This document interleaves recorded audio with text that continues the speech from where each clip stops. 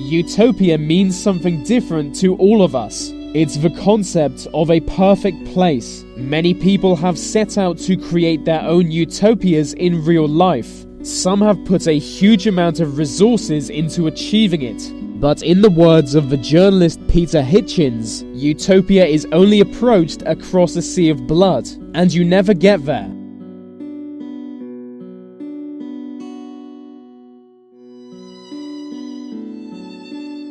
Robert Owen was a Welsh mill owner who made a huge fortune for himself.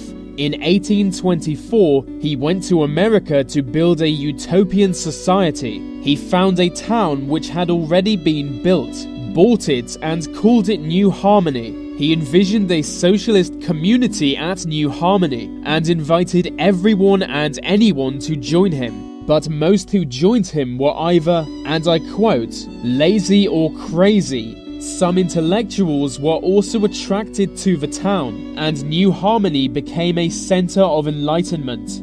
All goods were equally distributed to members of New Harmony, but the lazy and crazy people weren't productive enough to keep this going forever. After a while, the intellectuals all left, and the experiment collapsed in 1829. But it was a major influence on a young man called Karl Marx.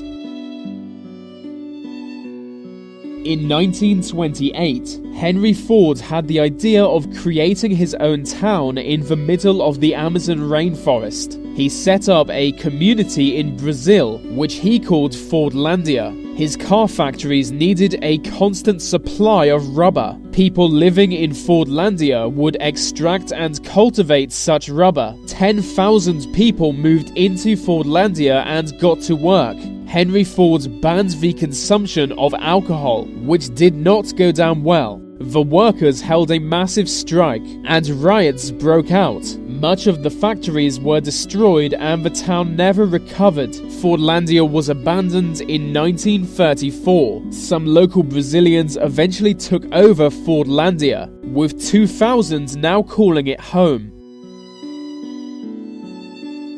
Fruitlands only lasted for about a year. It was a vegetarian settlement established by anarchists. Eating meat or using animal product was strictly banned, so it was a vegan group back in 1843. They were not allowed to use animals to help them work in the fields, and were only able to plant crops which wouldn't disturb earthworms. As a result of this, they were unable to grow enough food to go around. The winter of 1843 was especially harsh. In order to survive it, some members took to eating insects. Before long, they all left.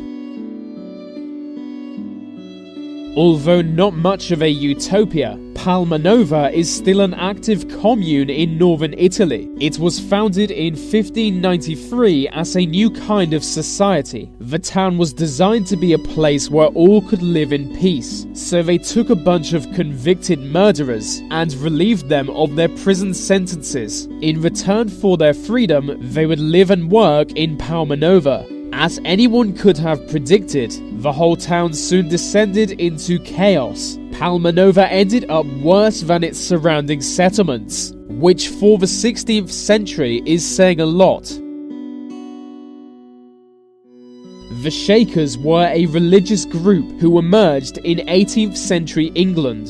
They wanted a society where women held power and where no one had sex. So they went to the New World. By 1920, there were 12 active Shaker communities. At their peak, 20,000 people lived there. They were known for their bizarre behavior, visibly shaking during religious worship, and that's where they got their name. People would visit their communities just to see what they were like. But today, only one Shaker community is still active. Apparently, their belief in abstinence meant they didn't produce enough children to maintain their communities. In 1970, an American architect got to work building his own utopia.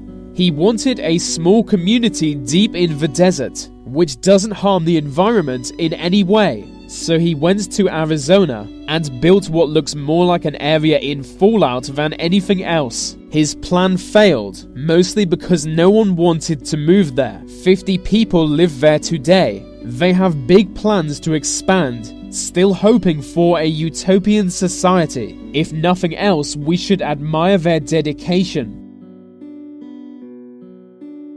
Equality Colony was an attempt to create a socialist utopia in Washington state. It was founded by a group called Brotherhood of the Cooperative Commonwealth. This was in 1897. Colony members equally shared work and reward, and so their society rapidly grew. At one point they even had their own blacksmith, but their population fell to just 100 by the year 1903. People just fell out of love with the colony. By 1907, all had abandoned it, and Equality Colony is now largely forgotten.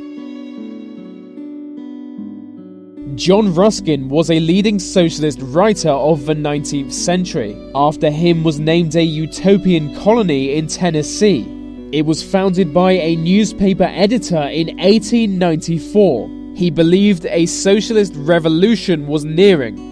The idea was that the founding of small communes would prompt an international revolution, but after a few years of difficult survival, some colony members wondered why the revolution never came. Most people left, and Ruskin Colony collapsed in 1900 for no particular reason. It was just poorly run. I hope you haven't forgotten Robert Owen, the founder of New Harmony. Before going to North America, he attempted to set up a socialist utopia in Scotland. It all grew from a cotton mill, where houses were built for its workers. The whole settlement was sold to Robert Owen. He called it New Lanark and gave its population everything they need to survive. It wasn't really socialist, but was self-reliant for many years. New Lanark only met trouble when the cotton mills fell into decline. Less people were buying cotton, and the mills eventually shut down. Without any means to make money, its population simply left. People just abandoned the settlement. Oroville is the ultimate destination for spiritual maniacs. It's one of many utopian projects in India. With a giant metallic sphere in its center, Oroville is meant to be a place where all can live happy and free, but really the place is full of child molesters, or at least that allegation has been made. Either way, it's no utopia if people are making such allegations. According to rumor, there are many pedophiles who live there, and the collective population protect them.